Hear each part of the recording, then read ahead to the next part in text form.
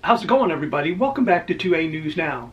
And if you're new to the channel, my name is Troy, and I really do appreciate you taking your time tuning in to today's video. Real quick before I start today's video, I just want to say I hope everybody's staying safe out there with the storm that's approaching Florida and going into Georgia and other states. I hope you're taking time to prepare for the storm, and I hope and pray that everybody is fine after the storm passes. A resolution has passed in Congress that would overturn the ATF's engaged in the business rule. The Judiciary Committe in the U.S. House of Representatives has approved a Congressional Review Act and what's called a joint resolution of disapproval. This legislation would overturn the ATF's rule redefining who was engaged in the business of selling firearms. The piece of legislation is known as H.J.R. 144, and it was introduced by a Georgia Republican, U.S. Representative Andrew Clyde, and last week it passed in the committee by a vote of 14-9. This measure has very few words,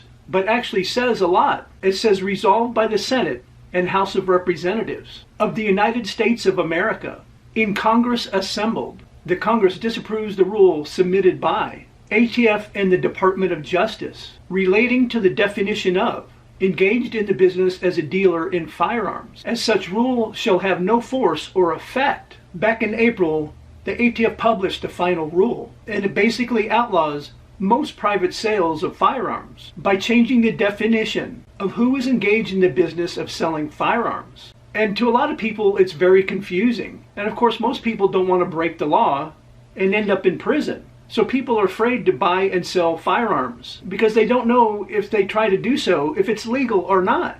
And that's exactly what the Biden administration wanted to do. And in a press release, Representative Clyde said, I'm incredibly pleased that the House Judiciary Committe approved my measure to overturn the ATF's disastrous rule. The lawless government overreach subjects law-abiding Americans to unconstitutional barriers, violating both the Second Amendment and Congress' sole legislative authority.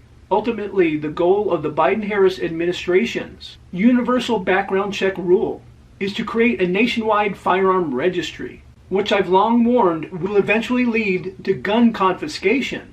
It's imperative that the House promptly passes my critical legislation to nullify the ATF's rule in order to protect Americans' Second Amendment liberties. After the final rule was published in April, in May, the U.S. District Court of the Northern District of Texas approved a temporary restraining order on the final rule that said it may not be enforced against the individual plaintiff in the case, which were citizens of the state of Texas, and also members of Gun Owners of America, as well as members of the Gun Owners Foundation, the Tennessee Firearms Association, and the Virginia Citizens Defense League. And the person who really helped push this legislation through the committee was House Judiciary Committee Chairman Jim Jordan. And after it passed, this is what Mr. Jordan had to say.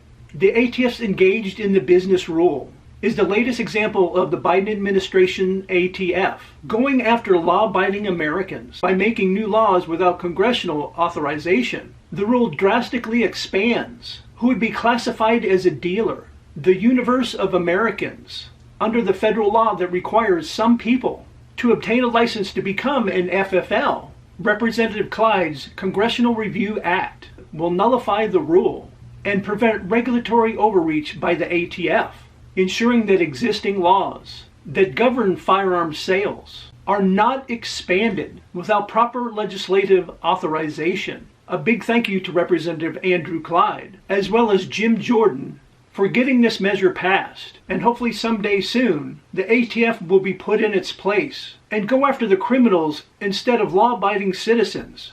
As always, I would really like to hear your thoughts about today's video in the comments section down below. And I appreciate everybody's support with the channel.